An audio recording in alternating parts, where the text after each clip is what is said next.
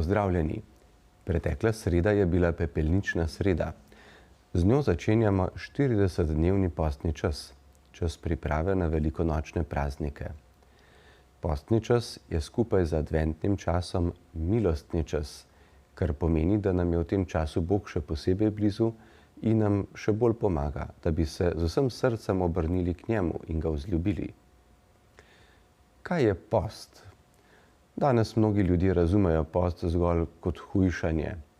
Danes nam je na voljo toliko dobrot, da zlahka pozabimo na zmernost in pravo mero pri hrani, pijači, razvedrilu in tako dalje. Kar nam prej ali slej ukrade zdravje na telesu in duši. Pred časom se je trenerka v fitnes telovadnici namuznila, kako je njihova telovadnica nekaj tednov po novem letu nenavadno zasedena. Bistvo krščanskega posta pa je nekaj drugega. Naj ponazorim s preprosto zgodbo. V neki družini je mamica šla k zdravniku.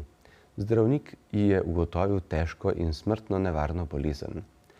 Rekel ji je, da če hoče ostati živa, se bo morala odpovedati tej in tej hrani.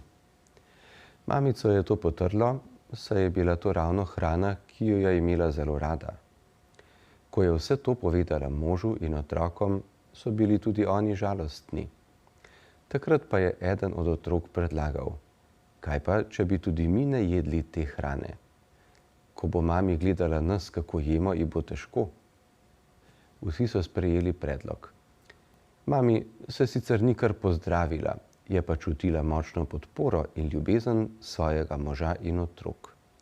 Videla je, da jim je bolj pri srcu ona, kakor pa dobra hrana. V postnem času imamo pred očmi Jezusa, Božjega Sina, ki je postal kakor eden izmed nas, postal je človek. Postal nam je enak v vsem, le greha pa ni storil nobenega.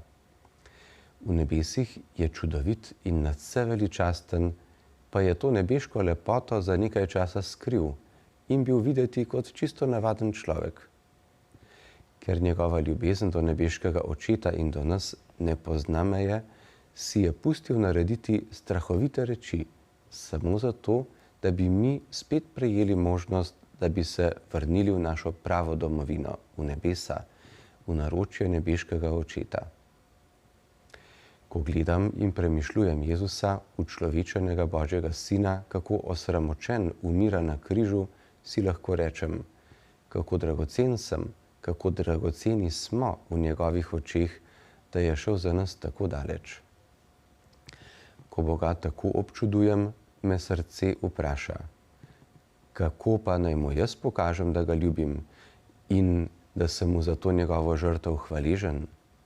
Si bom tudi jaz kakšni stvari odrekel ali si jo omejil, ker imam Jezusa rajši kot tisto stvar?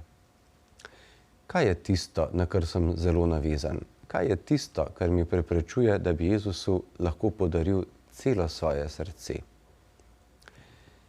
Ker so prav moji in tvoji grehi povzročili Jezusu strašno trpljenje, bo Jezusu največjo tolažbo in veselje, če grešiti preneham. Predlagam, da čim prej vzamemo v roke listek in pisalo, da se pokrižam in prosim Jezusa, naj mi pokaže, kaj so tiste stvari, ki bi se jim lahko odrekli in bi s tem Jezusu naredili največje veselje. Pogum.